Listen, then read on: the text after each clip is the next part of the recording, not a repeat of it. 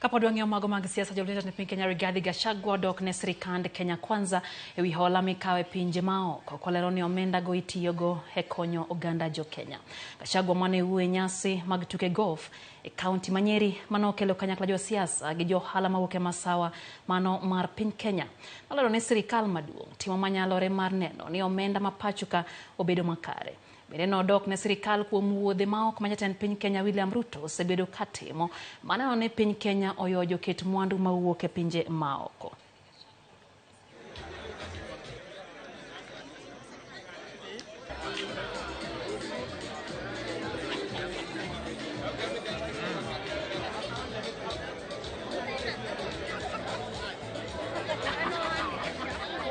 We are trying to look for cheap financing from our bilateral partners, China, the US and others.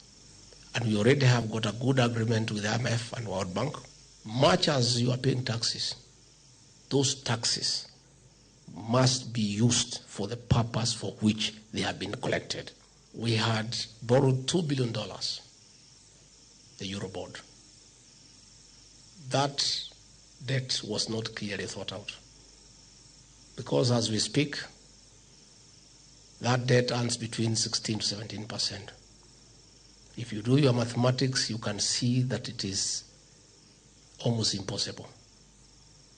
What happens that we are collecting 2.2 trillion per year, paying the public debt and paying salaries wipes out the whole amount. We are left without any money for development. What does that mean? The only way to do development is either to borrow or to collect more taxes. We cannot subsidize fuel because that money must come from somebody. And that money would have to come from the taxpayer. Wang'eyo mago mane kweth maketo piny